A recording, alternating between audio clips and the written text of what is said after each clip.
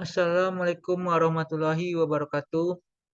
Perkenalkan nama saya Muhammad Robi dengan NIM 20338036. Pada kali ini saya akan membuat tugas mata kuliah rekayasa material dengan judul pembuatan botol plastik. Botol plastik itu sendiri bukan hal aneh lagi bagi kita karena mungkin di setiap rumah kita ada botol plastik. Ah, Fungsi dari botol plastik itu sendiri adalah jika air mineral yang ada di dalamnya sudah habis, kita dapat menggunakannya sebagai tempat menyimpan koin atau wadah pensil. Selain itu, kita juga bisa memanfaatkan botol plastik bekas kembali sebagai wadah kebutuhan sehari-hari seperti tempat wadah pembersih lantai atau wadah pewangi pakaian tanpa harus membeli kemasan plastiknya lagi. Uh, Selanjutnya untuk material pembuatan botol plastik menggunakan termoplastik. Kekurangan dari termoplastik itu sendiri adalah yang pertama adalah tidak tidak tahan terhadap panas. Yang kedua, jika dipanaskan akan melunak. Yang ketiga, jika didinginkan akan mengeras. Yang keempat, tidak cocok pada daerah yang bersuhu tinggi. Dan selain kekurangan menggunakan bahan termoplastik, kita juga mempunyai kelebihan saat menggunakan bahan termoplastik untuk pembuatan botol plastik. Yang pertama adalah mudah untuk direnggangkan, yang kedua fleksibel, yang ketiga dapat didaur ulang.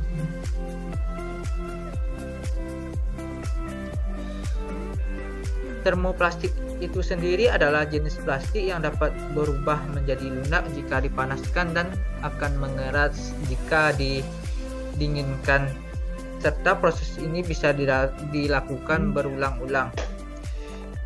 Nama termoplastik berasal dari sifat plastik yang bisa dibentuk ulang melalui proses pemanasan, serta secara sederhana termoplastik adalah jenis plastik yang bisa didaur ulang. Selanjutnya kita akan masuk ke proses pembuatan botol plastik. Di sini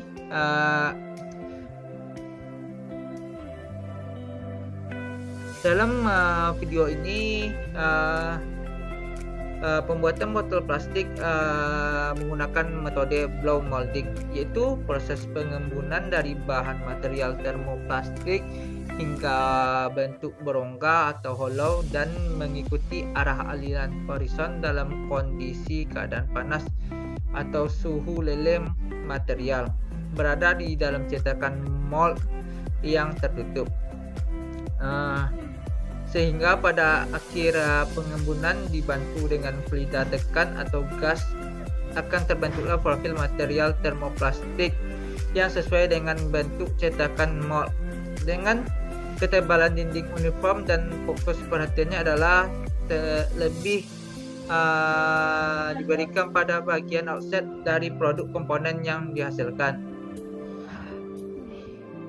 Proses pembuatan botol plastik itu ada beberapa cara atau langkah. Yang pertama adalah material termoplastik dipanaskan sampai keadaan lelehnya tercapai. Yang kedua, pelelehan direksusi menggunakan di head untuk membentuk tubuh berongga atau hollow yang biasa disebut horizon. Selanjutnya, horizon itu sendiri dijatuhkan di antara dua bagian cetakan yang melingkar, yang selanjutnya digelembungkan dengan fluida pendorong. Fluida pendorong itu sendiri adalah gas, udara, dan lain-lain. Selanjutnya pelelehan dari termoplastik selanjutnya akan mengalami pengerasan karena melalui proses pendinginan yang diberikan oleh cetakan mold. Dan cara terakhir pembuatan botol plastik itu atau langkahnya adalah setelah tercapai waktu pendinginan optimum, maka cetakan atau mold akan terbuka dan produk akhir terjatuh akibat gaya gravitasi atau bergeraknya otomatis.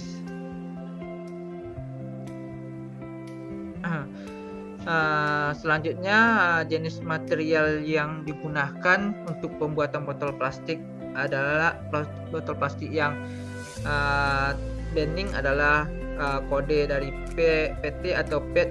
PET itu sendiri adalah polyethylene terephthalate yang berfungsi sebagai biasa dipakai untuk botol plastik tembus pandang atau yang contohnya botol air mineral, botol minuman, botol jus, botol minyak goreng, botol kecap, botol obat, dan banyak lagi contohnya. Tapi sayangnya jika menggunakan bahan dari PET ini hanya bisa dipakai satu kali. Jika menggunakan banyak kali akan menyebabkan kanker. Hanya itu yang dapat saya jelaskan. Jika ada kesalahan saya mohon maaf. Saya akhiri dengan Assalamualaikum warahmatullahi wabarakatuh.